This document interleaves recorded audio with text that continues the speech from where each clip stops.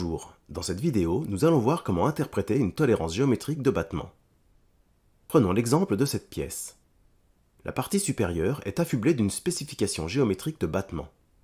Pour analyser cette spécification, il faut d'abord prendre conscience que les surfaces réelles qui constituent la pièce ne sont pas parfaites.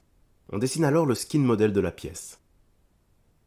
Pour analyser cette spécification de battement, il faut identifier l'élément tolérancé.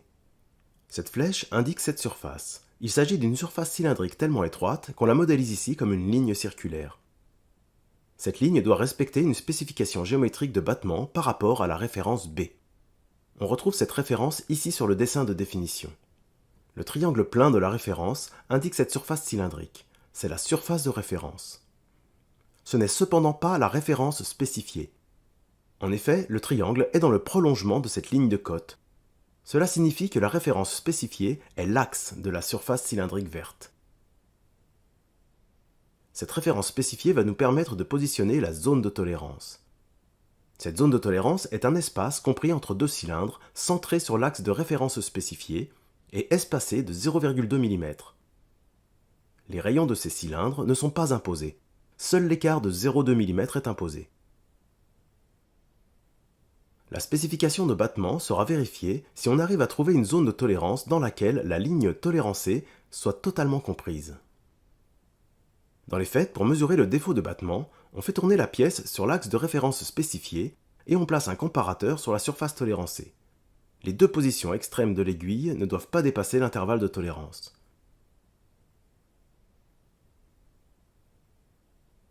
Le battement que nous venons de voir est un battement radial, car la flèche indique une surface cylindrique dans la direction du rayon. Il existe aussi une spécification de battement axial. Ici, la surface tolérancée est un plan de direction axiale par rapport au cylindre de référence. La surface de référence et la référence spécifiée sont les mêmes que dans l'exemple précédent. Sur le skin model, le plan tolérancé est ici en rouge. Dans cette spécification de battement axial, la zone de tolérance est l'espace compris entre deux plans parfaits perpendiculaires à l'axe de référence, espacés de 0,2 mm.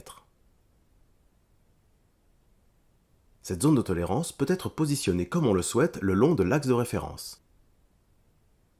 Attention, cette zone de tolérance ne s'applique pas à toute la surface rouge. Voyons à quoi elle s'applique. Si on place un comparateur perpendiculairement au plan tolérancé et qu'on fait tourner la pièce, la touche du comparateur va décrire une ligne circulaire. C'est cette ligne qui devra se trouver dans la zone de tolérance.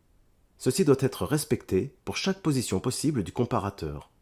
Mais chacune de ces lignes peut être inscrite dans des zones de tolérance différentes les unes des autres. C'est parce que la spécification de battement est notée avec une flèche unique que chacune de ces lignes est traitée de manière indépendante. On parle alors de battement simple. Il existe aussi une spécification de battement total représentée par une double flèche. Dans le cas de cette spécification de battement total, l'ensemble des cercles blancs doivent entrer dans une seule et même zone de tolérance. Dans cet exemple, on voit que ce n'est pas le cas. Le battement total n'est pas respecté dans cet exemple, alors que le battement simple y est respecté. Cette notion de battement total existe aussi pour le battement radial. Dans ce cas, la surface tolérancée est une surface cylindrique dont chaque cercle mesuré doit entrer dans la même zone de tolérance, alors que dans le cas d'un battement simple, chaque cercle devrait entrer dans des zones indépendantes. Et voilà pour cette tolérance de battement qui peut être axiale ou radiale et qui peut être simple ou totale.